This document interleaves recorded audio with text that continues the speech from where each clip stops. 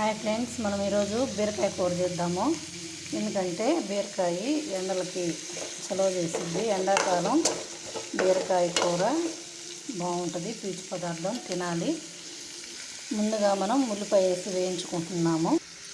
ఉల్లిపాయ వేయించాక ఇలా టమోటా వేసుకొని వేయించుకోవాలి. టమోటా బాగా మగ్గిన తర్వాత